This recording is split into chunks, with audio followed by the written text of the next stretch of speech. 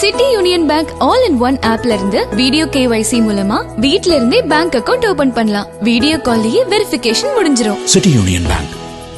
ஈரானுக்கு முழு ஆதரவு வழங்குகிறோம், ஆனால் இதுவரை ஈரான் எந்த இராணுவ உதவியையும் கேட்கவில்லை என்று பாகிஸ்தான் தெரிவித்துள்ளது.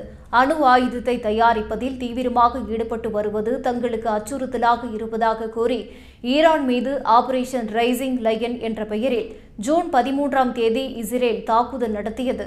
அந்த தாக்குதல் தற்போது இரு நாடுகளுக்கு இடையிலான போராக மாறியுள்ளது.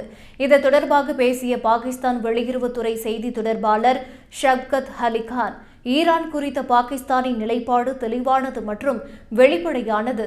ஈரானுக்கு முழு தார்மீக ஆதரவை வழங்குகிறோம். ஈரானுக்கு எதிரான இஸ்ரேலின் நடவடிக்கையை கடுமையாக கண்டிக்கிறோம் என தெரிவித்தார். எல்லையில் உள்ள அகதிகளுக்கு பாகிஸ்தானில் தஞ்சம் வழங்க ஈரானிடம் இருந்து எந்த கோரிக்கையும் வரவில்லை என்றும், அதேபோல இதுவரை ஈரான் தங்களிடம் எந்த வகையான இராணுவ உதவியையும் கேட்கவில்லை என்றும் அவர் கூறினார். 21 இஸ்லாமிய நாடுகள் ஈரானுக்கு எதிரான இஸ்ரேலின் நடவடிக்கையை கண்டித்துள்ளன. இஸ்ரேலின் ஆக்கிரமிப்பு நடவடிக்கைகள் சர்வதேச சட்டம் மற்றும் ஐநா சாசனத்துக்கு எதிரானவை. ஈரானில் நிலவும் சூழ்நிலை பாகிஸ்தானுக்கு பெரும் கவலையை ஏற்படுத்தியுள்ளது.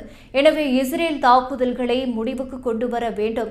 ஈரானிய அணுசக்தி நிலையங்களை இஸ்ரேல் குறிவைப்பது சர்வதேச அணுசக்தி முகமையின் பாதுகாப்புகள் மற்றும் பிற சர்வதேச சட்டங்களை மீறுவதாகவும் என்று பாகிஸ்தானின் வெளியுறவுத்துறை செய்தி தொடர்பாளர் கூறியுள்ளார்.